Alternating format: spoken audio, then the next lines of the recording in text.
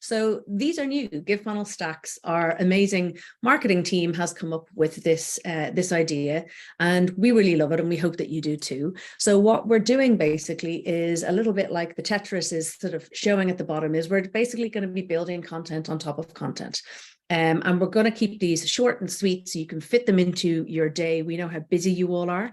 So we're going to jump straight into it and keep them to half an hour. I've sort of pulled it out to 45 minutes just in case we have questions, more questions at the end of any of them. We're not going to go too deep on any one subject, because what we plan to do is to do quite a lot of these. And once we find a subject that we have loads of questions on, we'll then go deeper into that.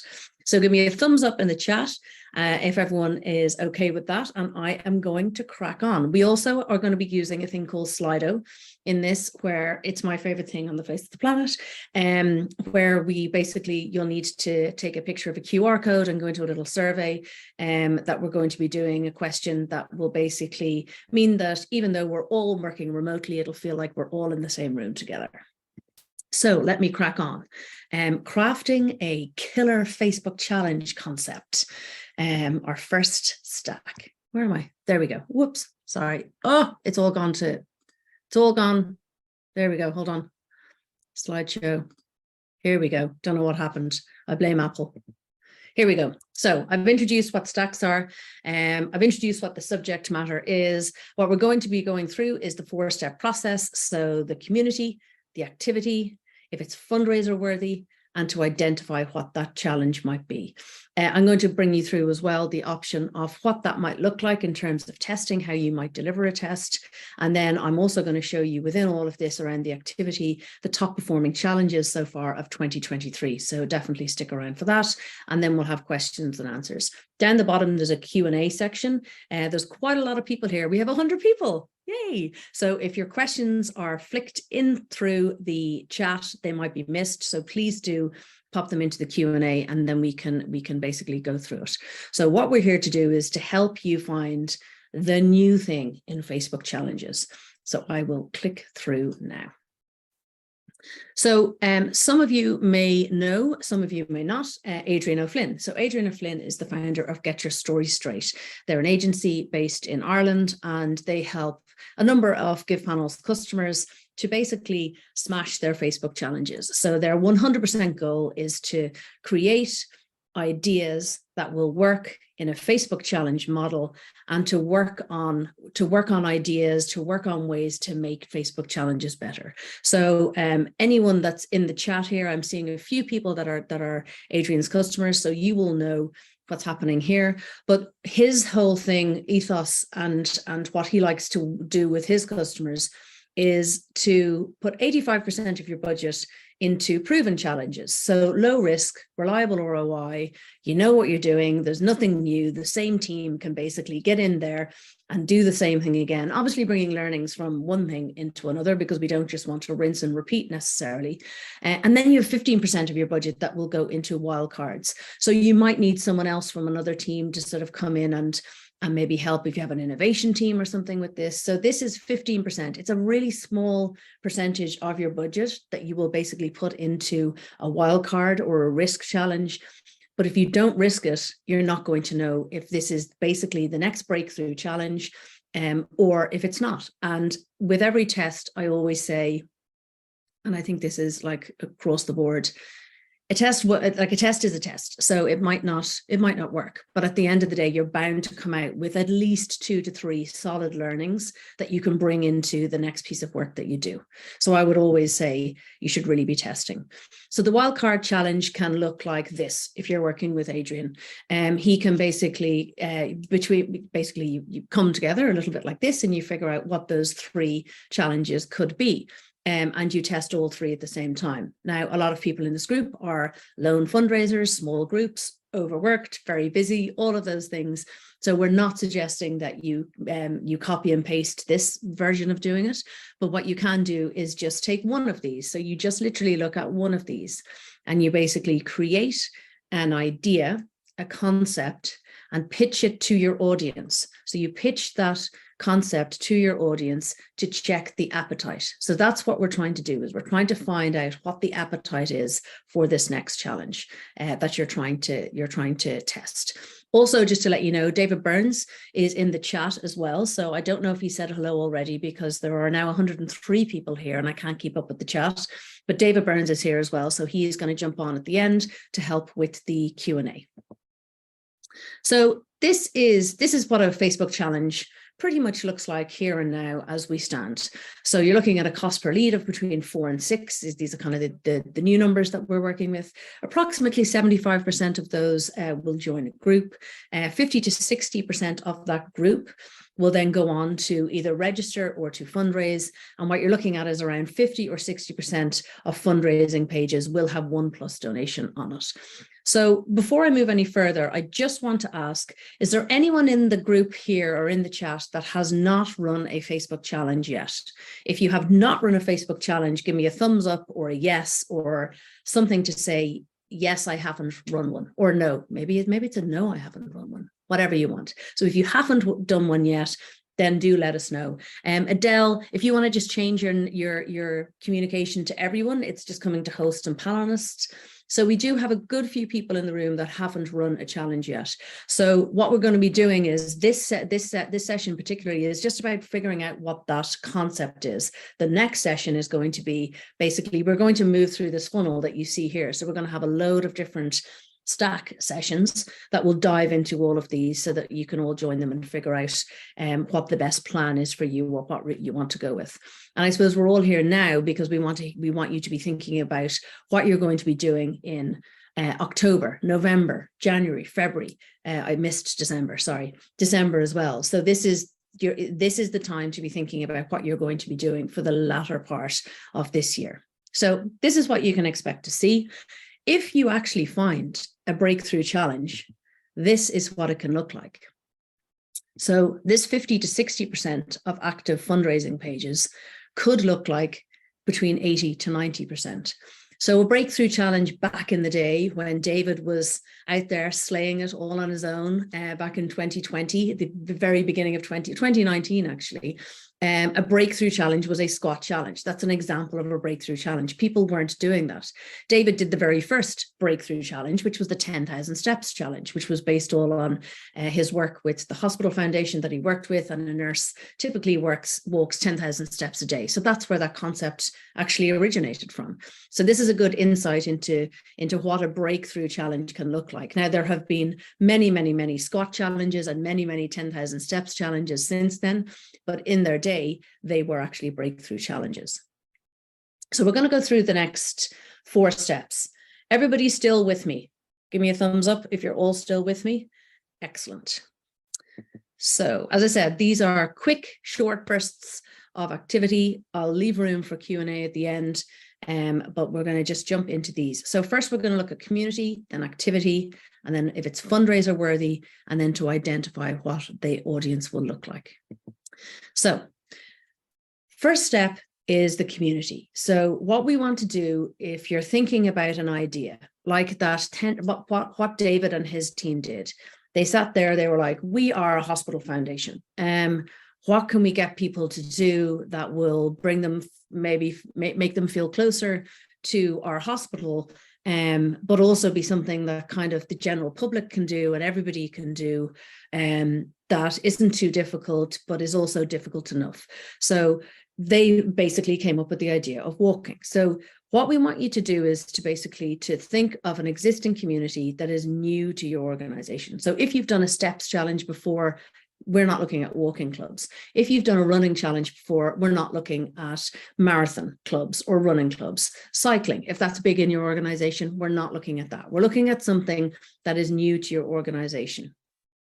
You can obviously look into, this is when you're off this webinar, but you can use Facebook groups to search just to see like, what are people interested in? The other thing is looking at yourselves, like looking at your colleagues, looking at your circle of friends, like what are people into? Do you have a friend who's really into crocheting? We've seen a breakthrough challenge 2 years ago was a knitting challenge, and we've seen crochet challenges. So that's what we're trying to sort of tap into, is communities of people. So if you had if you had, I'm trying to think of a community that would be a very, very, very, very small community. So the tightrope walking community. I can't imagine, like worldwide, globally, there are probably a whole lot of really good tightrope walkers. That's hard to say. But would you do a challenge on that? Because is the community big enough?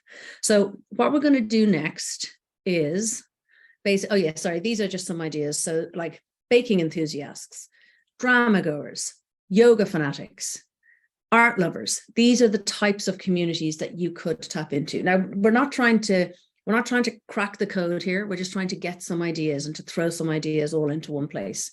So here, if you grab your phones, if you all have them, if you can screenshot, take a picture of this, it'll open up Slido, and then you'll be able to answer the question. And up at the top right, I'll be able to see once people start getting into this and it starts working. So if it doesn't start working soon, it'll show me that it's broken. But what I want you to think about is, what is a group of people that have a shared passion and a growth of popularity that have not had a fundraising opportunity yet? So the very bad example, so we have 5 people typing. Brilliant. So a very bad example is my tightrope walking. So it's not something that has a huge community of people around them. So they're all coming in now. You should all be seeing them coming in. So gardening is coming in strong. You can put as many in as you want to. So we have 7 participants, 14 typing at the moment. We have 106 in the room. I'm going to give it another 10 seconds. And then what we're going to do is we're going to move on. So get all of your ideas in there, because this, as Alex has been saying, we're going to share this at the end. So pop your ideas in here, because your idea might spark somebody for something else, and somebody else's idea might spark something for you. So here we go. 10, 9, 8, 7, 6. I love doing that. So let's have a look at what we have here. We have some really interesting ideas. You can keep typing. We have racing car, amazing, brilliant. Singing, yes, massive fan of the choir. Men's sheds, lovely, really good connection for mental health there. Bowls, yes. Cricket, very interesting, and obviously very timely at the moment as well. Bouldering, interesting, yeah, I like that. Reading, sewing, pottery, VR, pogo sticks, meditation, boxing, Zoom appreciation, surfing, trampolining, nice. Motorcycle, history lovers. So as you can see, there are so many communities that can be seen. Just give me a thumbs up, Alex, if everybody can see this on the screen. I'm assuming it's not just me that can see that on the screen. Yes, everyone can see it. Brilliant, perfect. Sometimes you just don't know with these who's seeing what. So that's basically 44 responses we've had here, and the ones that are coming out on top means that it got multiple votes. Will be dancing, readers, musicians, gardening. So these are things that everybody can do. I can dance, I can read, I can't play an instrument, but I can certainly learn how to play one if you give me the opportunity. And gardening, I can happily do that as well. So it's very interesting to see what has come up here. So hopefully some of these have sparked some ideas with you. I'll just move out of this now. So what we're going to go into next is the activity. So we've identified a ton of communities that could work, that could be untapped into by your organization. Now, there could be another organization that's really tapped into knitting because it worked really well. Like I know Versus Arthritis had a really good knitting community because of the sort of the exercise of knitting is really good if you have arthritis. So they basically cracked that code, but it could be brand new to you and your audience. So just looking at the activity. So what we have to find is something that can make sense. So I'm doing X activity for charity name. So I'm knitting for Versus Arthritis. I'm knitting every day for Versus Arthritis, whatever that might be. I'm gardening for the Samaritans, whatever that might be. So the activity also needs to be difficult enough that it generates donations, but also scalable that it can reach a large number of people. So is tightrope walking difficult enough to get donations? Yes, it is, I think. But is it large enough? Has a large enough scope that it can reach enough people, that you can get enough people into that Facebook group? Like, I wouldn't know where to start to tightrope. I don't have the materials here. I don't have a local place that does it. So whilst it would be quite a hard skill to master and to learn, and would my friends donate to me? Yeah, they'd love to see that.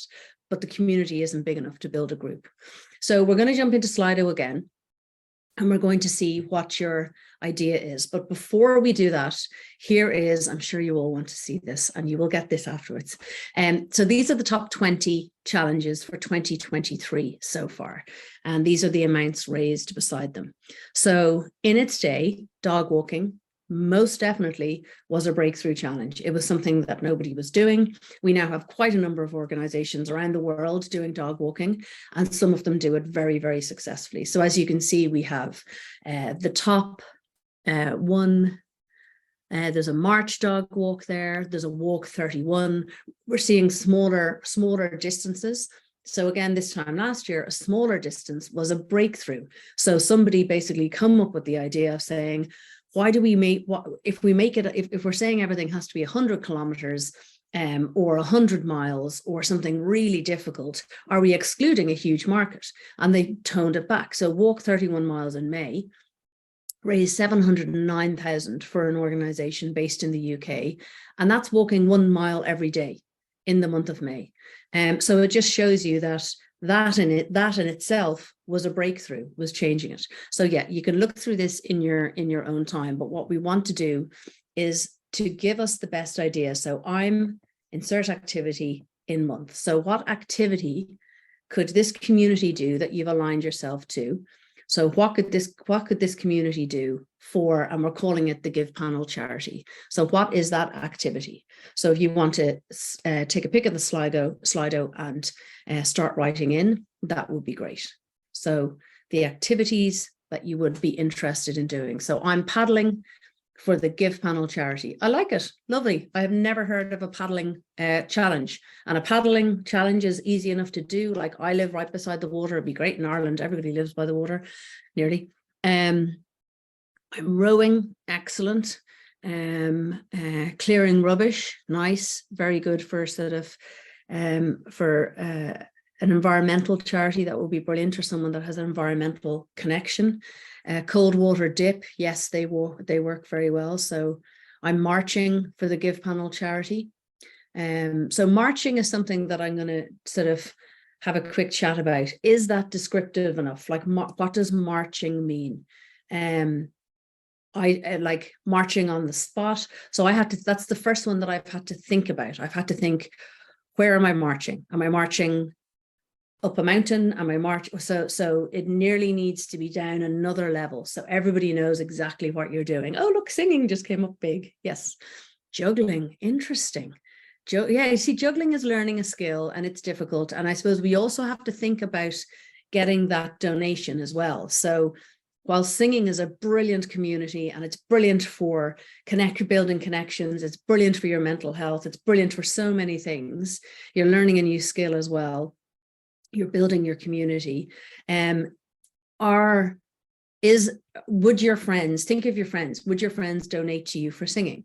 So that's what we have to think. Catwalking, excellent. So is that, whoever wrote catwalking, is that walking your cat, or is that model catwalking? Because I'm really intrigued by this. I have seen people with cats on leads and everything. I'm a dog person. I'm a dog and cat person, but I have a dog, as you all know. A concert, excellent. Painting a friend. Oh, nice. I like that. Planking. Oh, who wrote planking? You cruel person. Planking is the devil's work. Community cleanup. Lovely. Photo of a wild animal. Brilliant. So there is so much here. That's absolutely brilliant. So again, keep having a look at that, and let's see what comes up for you as you're looking at this list. Being silent. I'm being silent for the GivePanel charity for the month of May. I'd say a lot of people would like for me to be a little bit silent.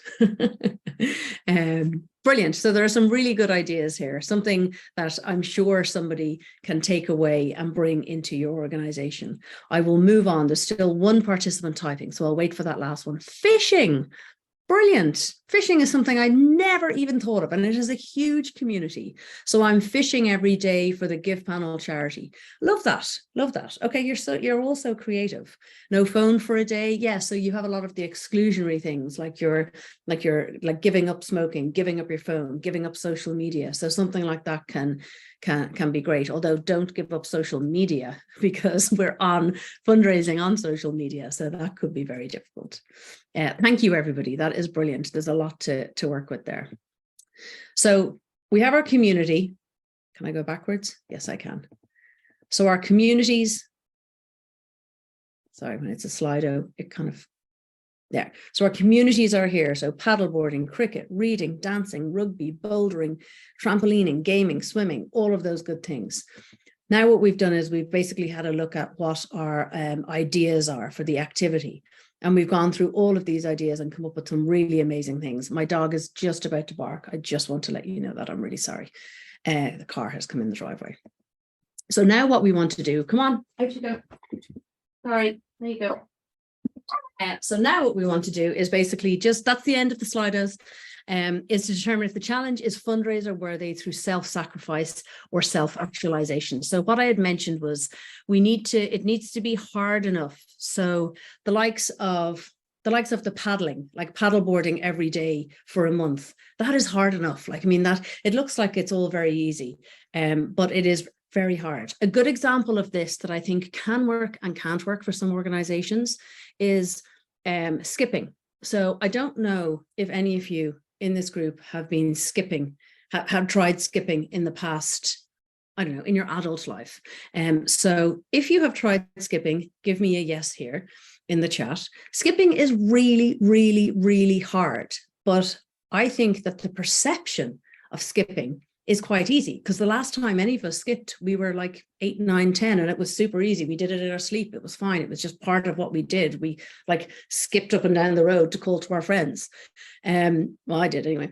But as an adult, it's a really, really difficult thing to do. So sometimes I think you have to experience your donors, your friends, your supporters have to experience what the activity is. So that's a good example of sort of something that has to be experienced nearly to realize it. So yeah, there are loads of people. Yeah, Will is saying yes, skipping, and it's exhausting. It is exhausting. Skipping properly is a full-on workout. Yes, it is. And it's also very sore as well if you keep getting whipped by the skipping rope. So what we want to do is to be thinking about what can it look like. So we do say like it does what it says on the tin. So 3,000 skips in May for GivePanel charity. So everybody knows what they have to do. There's no question about it. But you could also have a play on words as well. So one of the examples is, let's say if it was a yoga challenge, and I don't think yoga came up in any of this. If it was a yoga challenge, you could say, I'm bending over backwards for the GivePanel charity this May. So that could be a play on the words, and it can basically make it sound like it's compelling, but also obvious as to what it relates to. So this is a very sort of thin line that you don't want to cross too much. And we do sort of stress that it would be a good idea to keep it to what it is. It does the Ron Seal version, the Ron Seal. So that's that piece there. So if there are any questions, again, pop it into the Q&A. We're nearly at the end here, and then we'll jump into the Q&A. So the next thing is the identify piece. So when we get to the end of this 4-step process, what we want to do is to identify what could be a successful test. So what is it going to look like? So this is you have to look at the whole piece. It's not just what community works. It's not what will people donate to. It's how will the whole thing work from the funnel? What will the ads look like? What will the group look like? What is the community like in the group? Will people share it? Is it suitable for the time of year, etc.? So I'll just go through all of this. You have to think about all the way along the funnel, from Facebook ad to Facebook group to fundraiser and beyond. So does the challenge concept have photogenic potential? So as you can see, here's the Irish Heart Foundation. I'm like, what an amazing photograph. If I saw this, I would literally want to jump into that lake and do exactly what she's doing. This woman looks like she is living life. So I'm all over that. Like, that is brilliant. But a good example is cold water showers are like the Hoff method, isn't that what it is, are all over the place at the moment. We're all supposed to be having like 5-minute cold at the end of our showers. In case you didn't know, that's brilliant for your everything about you. But imagine doing that and you're telling all your friends that you're doing that, but you're in the Facebook group. So how do we share content of all of us being in a Facebook group doing a challenge when the challenge takes place in the shower? So we don't want a whole lot of naked photographs in the shower. So that would mean that we'd have to get everybody to get into their swimsuits or something to take their photographs. So while the concept is great, the photo opportunity within a Facebook group could be very risky. So is the activity that you're asking supporters to do easy to take photos of? Perfect example of that. Will you have the content to advertise? That makes sense, that it makes sense, that it's clear what the activity is. So if you just showed a wheel of a bike, that I understand that that's a cycling challenge. If you just showed a rope, I'm using this tightrope analogy for some reason. I don't know why, it's the first thing that popped into my head. But if you have just a rope in the middle of the ad, nobody's going to know what that is. I'd see that as a finishing line. So you just need to make it really clear what the ad looks like, and do you have the content to actually advertise? What content will supporters be able to share on their fundraising pages in order to encourage donations from their friends and family? So will they be able to take a picture of themselves doing it? So if it's the paddle boarding, that would make for great content. If it's the cricket would make for great content as well. Some of the other ideas that came up there, we just have to basically bed down and see, is this a shareable activity? And then also you need to consider the time of year. So if you were going to do a dip a day, as an example, in July, so me going to do a dip a day on my summer holidays in Spain or Portugal or Italy, that's not too hard an ask, especially at the moment with the temperatures the way they are. Because people, it's what I would do every day. But if I'm doing a dip a day in December or January or February or a month that the water is literally freezing, you're going to get a better average raise from that, and probably a better take up from that. So you need to consider all of these things as you go through. I see David is hammering away some questions and answers in the chat. So thank you, David. I haven't been watching it, so do shout if there's something that I've missed. So what are we looking to test, to gain, and why with this test? So what we're suggesting is that you use just £500, euro, dollars, whatever your currency is. We do not want you to go to your budget and say, oh, we've got like 3,500 spare that we didn't use for something else. Let's throw this into a test. That's not what we want to do here. We just want to test, is there an appetite for this type of challenge for your organization? If you have the flexibility and the team on board, you can actually do 3 at the same time. So test 3 different concepts to see which one wins out, and then maybe proceed with that winning concept. Or you can just test one concept, but spend as little as 500 to understand the interest. That's super important. And David can jump on afterwards to have a chat through that bit. And then the metrics. Be clear on what metrics you define as successful. So the main metric should be how many leads have expressed an interest to join the challenge. So this is not a fundraising activity. You're not spending 500 and hoping to get a 5-to-1 ROI on this. You're hoping to find out what interests the people that have been served this ad. And the way that you find that out is how many leads have expressed an interest in that. And then the outcome is just to remember, your goal is to understand the learnings for the next time so you can continue to improve. So you go through this process, learn, build it into the next one. And you do this again and again and again. So I'm coming to the end now, so I'm going to open it up to Q&A.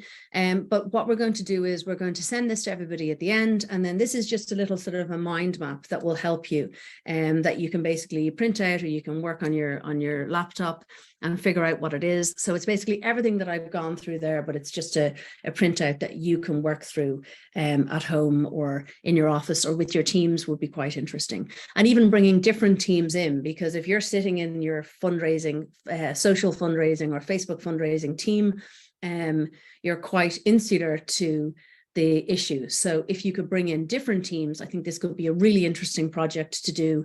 Even do it at home in your house, like ask people who are outside of even the charity sector what it might look like. But I think, yeah, moving it outside of your immediate group will probably be a good idea. So we are just on 30 minutes. We're going to spend 10 more minutes of Q&A if that works. Alex has added in the 4-step process and the mind map piece. David is just about to jump in. I'm going to open up. Hi, David. I am going to open up the Q&A. I haven't had a look. Have you answered like a million questions in the Q&A there already? No, well, I've been checking the chat, and sorry, I'm trying to keep my voice down because I couldn't get a pod in the co-working space, but I've been checking the chat, and I can see that there are lots of questions. I've tried my best to answer them, but I'm sure I haven't got around to fully answering what people were asking. So please, let's get the Q&A popping. Perfect. So question number 1 from Lola, are you seeing more leads via Instagram than Facebook? So what we that's down a whole other route really, but what we're seeing, like, I mean, if you're doing a very small test with only 500, we would say that you just test Facebook. So don't test Insta. Insta is a whole test unit on its own, all on its own.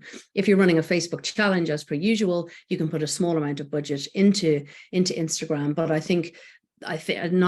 know that's going to be a whole different session that we're going to do here. But for the purpose of this, you're trying to find a Facebook audience that will respond to an activity, an idea that can do a Facebook challenge for you. And from that test, you can then build out if it works really successfully, you can then put more money into it to build it into a sort of a proper Facebook challenge.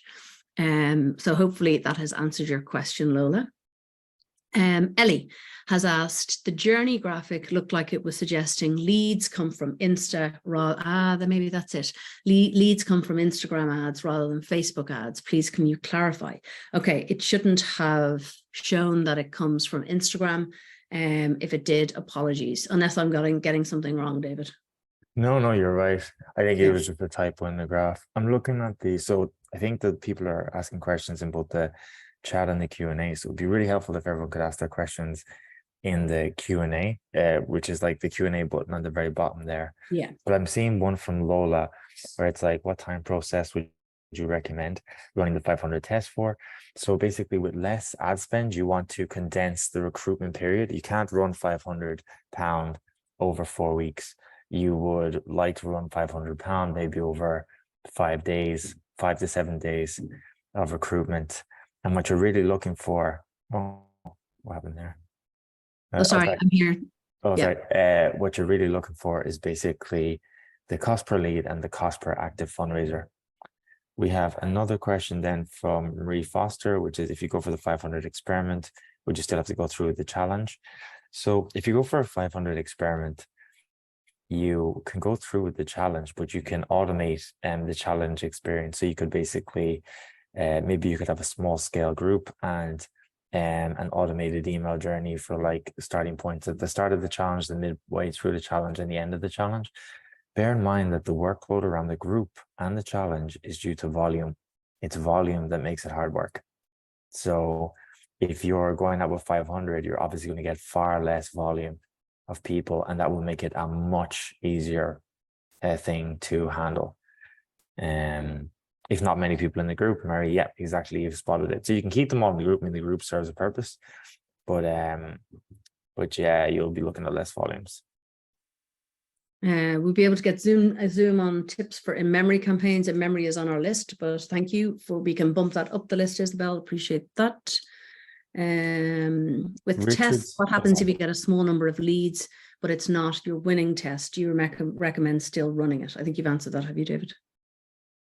I actually haven't. I haven't properly answered that one. But if you get a small number of leads, yeah, it's pretty much the same answer. It's like you just can automate the email journey, or you can run a very small group. I'm going to take it. So on my screen, it's like I've got Chloe, Nathan, and Richard next. So it's Chloe, if you had £100 or £200, would you not consider running one? I mean, you can run one Chloe, because at that stage, all you'd be looking for, given the small budget, is an idea that gets a cheap cost per lead, right? So you have to, like, when you're testing something, you have to figure out exactly what you're trying to test. And an indication of a great challenge concept is when you have a very low cost per lead. So with that budget, that's what I'd be looking to test. Is there any strategy for how we should use audiences from Facebook groups? one, I mean, like the audiences in Facebook groups are in your CRM, I would imagine, because you would have like got all of the registrations. And so your registrations from the group, you could basically re-upload that to Facebook as a custom audience. Alternatively, you can use the people who filled out the lead form as a custom audience. So there are 2 or 3 ways you can do this. And then I'm going to take the last, I'm going to pass back to you after Richard's one, Jill. But it's Perfect. like outside of t-shirts, what are the good physical incentives? So the best ever thing to imagine is when you're doing the physical incentives, imagine what's always worked for that type of event. So I've seen swim hats work well, you know, surprise, surprise, for like swimming events. And then I've seen doggy bandanas work really well for dog walking events. Like, so one thing I would really encourage people to do is when they come to the challenges, stop thinking of them as challenges and start thinking of what you're advertising, and then that will naturally guide you to the right physical incentive. And like the other side of it is, if you find t-shirts expensive, you can use medals for runs. They also work, and they can be got at cheaper cost depending on, well, I used to get them at quite cheap cost. Sorry, back over to you, Joe. Perfect. Ellie has asked, would you share any insight into the ad spend or ROI of the top challenges, please? Can't give you ROI for those, but the ad spend would have been anywhere between 20 to 40 for those challenges, maybe at the upper scale, possibly 50. Ellie, if that's helpful. Do you still think the one activity works better, walk or run? Currently, we say 100 kilometers, not to exclude cyclist swimmers. We get this question quite a lot. I would say your ads need to be quite clear as to who you're recruiting for these types of challenges. Make it, if you're trying to recruit cyclists, swimmers, walkers, and also to swim 100 kilometers in a month is a huge amount. It's a huge ask. So you just need to be careful. Also, to cycle 100 kilometers a month is a really easy ask if you're a cyclist. So my train of thought on that is don't muddy the waters with your ads. But if you do get swimmers or cyclists into the group, that's all good. What's included in the 500 budget? So the 500 budget is literally the ad spend. So you have your creative, you create all your 4 or 5 ads that you're going to run. So the 500 budget is just spent on Facebook ads. Outside of t-shirts, we have that, the incentives. How do you structure content for testing that doesn't have a fundraising ask attached to it? Do people not go anywhere after filling in the form, or they add it to a database? So Christopher, you can actually run the challenge, as David has said, just in a very small scale challenge.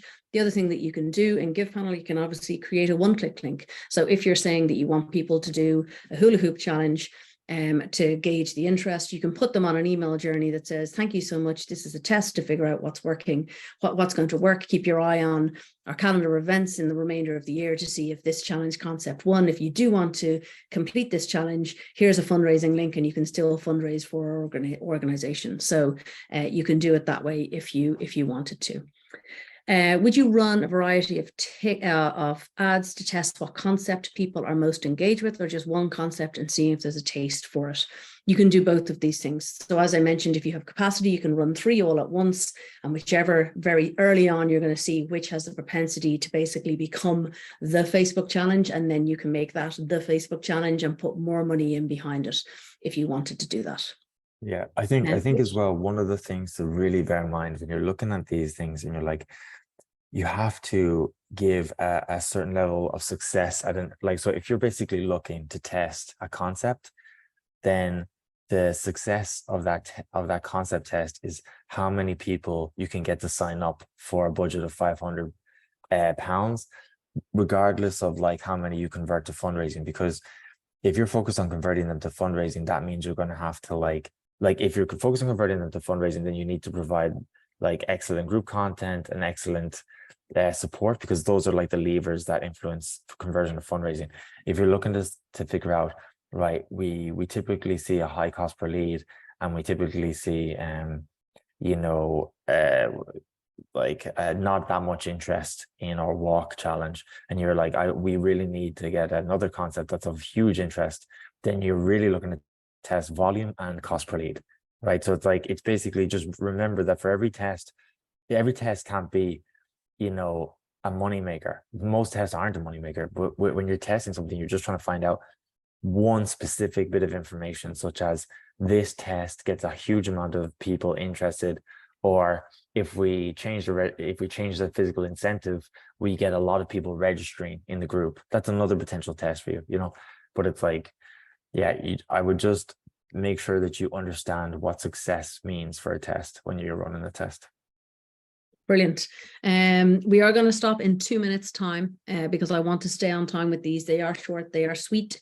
So which factors, like the community size, the challenge difficulty, the appeal, or the group content, would you say is the most important? Because Daniel, this is a test, it's the appeal. So it's the, as David said, is how many people can you get interested, and you're tracking that by the number of leads and the cost per lead. So a low cost per lead indicates interest in doing this activity.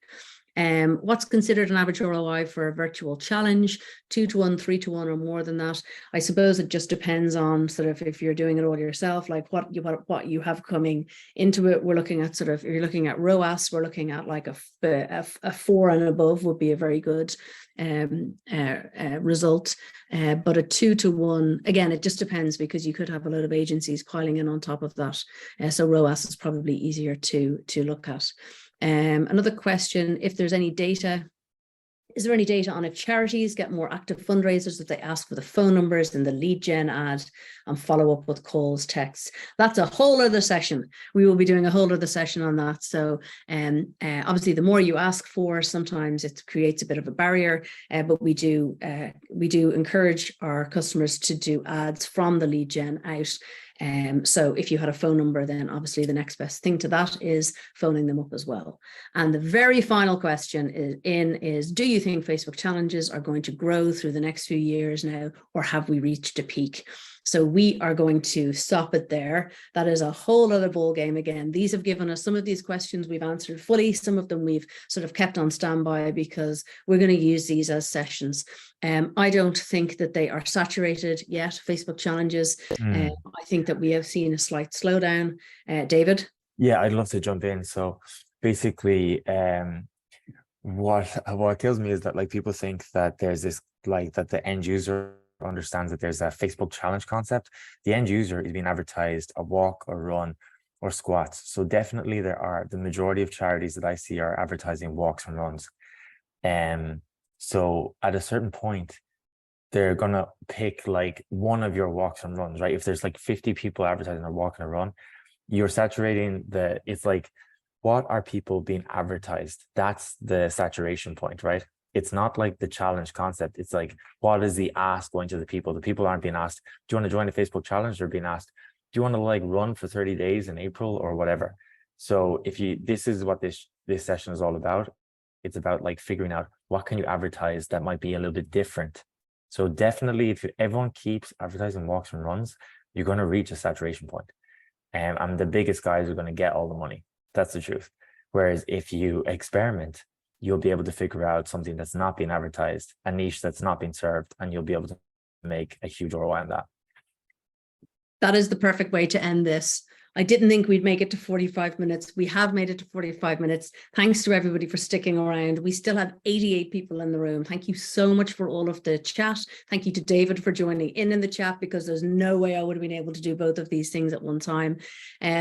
Please keep an eye on your calendars, because we'll be sending some invites into the next one that we're going to be doing, which will be happening in a couple of weeks' time. And thank you all for your time. Hope you all have a lovely weekend. See you guys. Bye.